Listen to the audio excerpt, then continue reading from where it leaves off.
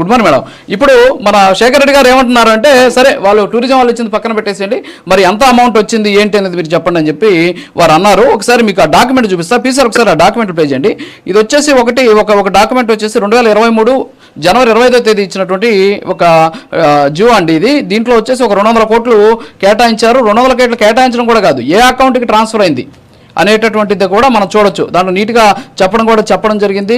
Procedure of drawal of funds, detailed voucher బిల్స్తో సహా వాళ్ళందరూ స్పష్టంగా చూపించడం జరిగింది. ఒక 200 కోట్లు వచ్చేసి ఒక డాక్యుమెంట్, ఇంకో డాక్యుమెంట్ వచ్చేసి 100 కోట్లు, ఇంకో డాక్యుమెంట్ వచ్చేసి నాకు తెలిసి 112 కోట్లు అనుకుంటా. ల్యాండ్ అదేంటి ఫర్నిచర్, తర్వాత వచ్చేసి వాటికి సంబంధించి ఒక 112 కోట్లు థర్డ్ ఫేజ్కి సంబంధించి. ఇది వచ్చేసి ఇప్పుడు మనం చూస్తున్న డాక్యుమెంట్ 100 crores సంబంధించినటువంటి డాక్యుమెంట్. అది ఏ అకౌంట్స్కి వెళ్ళే, ఏ హెడ్స్కి రిలీజ్ చేయాలనేటటువంటి దాని మీద కూడా జియో ఇచ్చింది. ఇది నేను చెప్తున్నది కాదు. ఇది తర్వాత వచ్చేసి బిల్లులు అనేది ఓకే, పనులు చేస్తారు పాప, కాంట్రాక్టర్లు చాలా మంది అల్లాడిపోతున్నారు కూడా, అది వేరే విషయం. డబ్బులు ఇచ్చారా లేదా అనేది పక్కన పెడితే ఇంత నిధులు అయితే కేటాయించడం కాదు. ఇది ఏ అకౌంట్కి ట్రాన్స్ఫర్ కావాలి కూడా అంటే ఇక్కడ చాలా స్పష్టంగా కూడా చెప్పడం జరిగింది. ఇన్ని కోట్ల రూపాయలని శాంక్షన్డ్ అని కూడా రాసేసినటువంటి పరిస్థితి. సో ఇవన్నీ కూడా మనం చూస్తూ ఉన్నటువంటి సిచ్యువేషన్. మరి శేఖర్ రెడ్డి గారు అలా అంటున్నారు. ఏమంటారు మేడం, ఓవరాల్ ఏంటి అసలు ఈ అమరావతికి సంబంధించి ఇన్ని కోట్లు ఖర్చు అవుతున్నాయి అని చెప్పి జగన్మోహన్ రెడ్డి గారు చెబుతున్నారు. ఇక్కడ చూస్తే ఏమో మనం ఒక బిల్డింగ్కి సంబంధించి అంటే 7 బ్లాకులు కట్టడానికి ఎంత ఖర్చు అయినటువంటి పరిస్థితి ఏంటి, రాజధానికి ఋషికొండకి ఏంటి తేడా ఏంటి, అసలు రెండు ఒకటేనా? సార్ రాజు గారు, మీకు అలాగే ప్రైమ్ లైన్ వీక్షకులకి మరియు ప్యానెల్ లో ఉన్నటువంటి ఇతర ప్యానలిస్టులకి గుడ్ మార్నింగ్ సార్. అమరావతి ప్రజల భవిష్యత్తు సార్, ఋషికొండ ఒక వ్యక్తి విలాసం. ఎందుకంటే అమరావతి వర్సెస్ ఋషికొండ కాదు సార్, విజన్ వర్సెస్ వెనకడుగు, రాష్ట్ర ప్రయోజనాలు వర్సెస్ వ్యక్తిగత ప్రయోజనం గురించి మాత్రమే మాట్లాడుకోవాల్సి వస్తుంది. సంపద సృష్టి లేకుండా అప్పులు ఆ రోజు తీసుకుని వస్తే, రాజధాని లేకుండా అభివృద్ధి, పరిశ్రమలు లేకుండా సంక్షేమం అని ఆ రోజు జగన్మోహన్ రెడ్డి గారు పరిపాలన చేస్తే సార్, ఈ రోజు కూటమి ప్రభుత్వం ఇది భవిష్యత్తు తరాల రాజధాని సార్. వరదలకు తట్టుకునేటువంటి డిజైన్, గ్రీన్ క్యాపిటల్ కాన్సెప్ట్, భూకంప నిరోధక నిర్మాణాలు, అంతర్జాతీయ ప్రమాణాలతో రోడ్లు, డ్రైనేజ్ భవనాల నిర్మాణం జరుగుతుంది సార్. ఇలాంటప్పుడు ఒక వ్యక్తి విలాసానికి అంటే 100 కోట్ల రూపాయలు ఖర్చు పెట్టుకోవడం కావచ్చు, అక్కడ ఖర్చు చేసేటువంటి అంటే కమోడ్ల దగ్గర నుంచి అన్ని కూడా గాజు సముద్రం కనిపించడానికి గాజు గోడ నిర్మాణం చేపట్టుకున్నారు సార్ జగన్మోహన్ రెడ్డి గారు. కమోడ్లకే కోట్ల రూపాయలు ఖర్చు పెట్టి బాత్రూమ్లకి ఇటాలియన్ ఫిట్టింగ్ వేయించుకుని సముద్రం వైపు గాజు గోడలు కట్టుకున్నటువంటి జగన్మోహన్ రెడ్డి గారి పరిపాలన ఇక్కడ. ఇవాళ ఒక విజనరీగా అమరావతి రాజధాని నిర్మాణం చేపట్టినటువంటి గౌరవ ముఖ్యమంత్రి గారి విజనరీ ఎక్కడ సార్? అంటే అప్పులు అలాగే ప్రభుత్వ ఆస్తుల అమ్మకాలతో ఆ రోజు జగన్మోహన్ రెడ్డి గారి పరిపాలన చేపడితే, ఈ రోజు కూటమి ప్రభుత్వం వచ్చిన తర్వాత 1000 కోట్ల రూపాయలు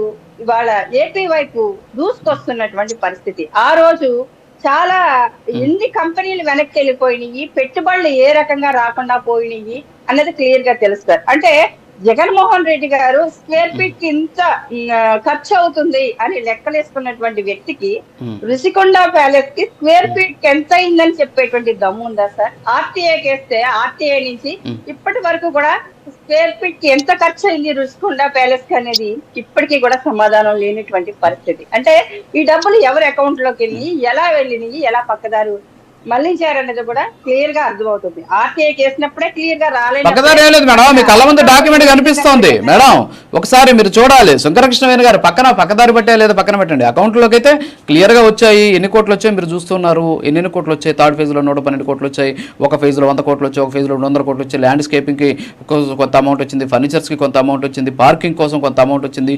సో దాదాపు 10-11 జీవోలు ఉంటాయి దానికి సంబంధించి. మొత్తం కూడా విడుదల చేసినటువంటి అమౌంట్స్ అవన్నీ కూడా మనం కానీ చూస్తూ చెప్పుకుంటూ పోతే, సో అదంతా పక్కన పెట్టేసి అమరావతికి సంబంధించి ఏంటి అసలు?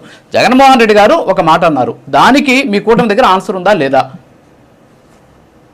సార్ ఇక్కడ క్లియర్ గా చెప్తాను, పిచ్చి మొక్కల ఏరివేతకే కోట్ల రూపాయలు ఖర్చు పెడుతున్నారు అనేటువంటి జగన్మోహన్ రెడ్డి గారి వ్యాఖ్యలకి నేను సమాధానం చెప్తాను సార్. ఆయన తాడేపల్లి ప్యాలెస్ చుట్టూరు నిర్మించుకున్నటువంటి ముళ్ళ కంచికి ఎంత ఖర్చు అయిందో జగన్మోహన్ రెడ్డి గారు సమాధానం చెప్పాలి. దాని తొలగింపుకి ఎంత ఖర్చు అయిందో సమాధానం చెప్పాలి. 5 సంవత్సరాలు పిచ్చి మొక్కలు పెరిగిపోవడానికి అమరావతిని ఒక అంటే శ్మశానంతో పోల్చాడు సార్ జగన్మోహన్ రెడ్డి. ఆ విధంగా ఉన్నటువంటి ప్రాంతాన్ని వాళ్ళ అభివృద్ధి చేసి ఒక రకంగా అక్కడ ఇచ్చినటువంటి రైతుల ఆత్మహత్యలు చేసుకుంటే అక్కడ పట్టించుకోలేనటువంటి పరిస్థితి. ఇవాళ అమరావతి రాజధాని ఒక్కటే డెవలప్ అవుతుంది, వైజాగ్ డెవలప్ అవ్వట్లేదు అనేటువంటి కాన్సెప్ట్ ని ప్రజల్లోకి తీసుకెళ్ళడానికి విస్తృతంగా వైసీపీ ప్రచారం చేస్తూ ఉన్నటువంటి పరిస్థితి. కానీ ప్రజలు నమ్మేటువంటి పరిస్థితి లేదు. రాజధాని లేకుండా రాజ్య పరిపాలన చేస్తున్నటువంటి జగన్మోహన్ రెడ్డి గారు ఇక్కడ ఇవాళ రాజ్యంలోనే ఉండి అక్కడ ఉన్నటువంటి కట్టుబట్టలతో వచ్చినటువంటి అంటే ఉమ్మడి ఆంధ్రప్రదేశ్ విడిపోయిన తర్వాత కట్టుబట్టలతో వచ్చిన తర్వాత అమరావతిలో శాశ్వత నిర్మాణ భవనాలు నిర్మించడం దగ్గర నుంచి ఇవాళ ఇంటర్నేషనల్ గా ఆకర్షించేటువంటి ఒక యూనివర్సిటీని కానీ అక్కడ తీసుకొచ్చినటువంటి వ్యాపార సంస్థలు కానీ ఇవన్నిటిని తీసుకొచ్చినటువంటి విజనరీగా పనిచేస్తున్నటువంటి చంద్రబాబు నాయుడు గారి పరిపాలన ఎక్కడ సార్? అంటే ఇది ప్రజలు ప్రశ్నించుకుంటారు. పాఠ్య పుస్తకాల్లోనే రాజధాని లేకుండా చేసినటువంటి జగన్మోహన్ రెడ్డి గారి పరిపాలన ఎక్కడ? వాళ్ళ విజనరీగా పనిచేస్తున్నటువంటి చంద్రబాబు నాయుడు గారి కూటమి ప్రభుత్వం పరిపాలన ఎక్కడ సార్? అంటే వాళ్ళు ప్రశ్నించుకోవాలి. అధికారం ఉంటేనే ప్రజల్లో తిరిగేటువంటి జగన్మోహన్ రెడ్డి గారు ఎక్కడ?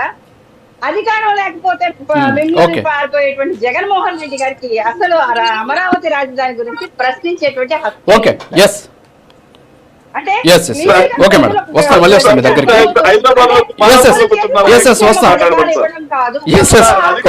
వస్తాను మేడం. సంక్షేమ పథకాలు ఇవ్వాలి, ఓకే అవుతాయి అయినప్పుడు కూడా సార్ ఓకే మేడం, అంతేగాని ఓకే మేడం, ఆదాయం కానీ ఆస్తి కానీ ఆంధ్రప్రదేశ్ మిగలదు. Madam okay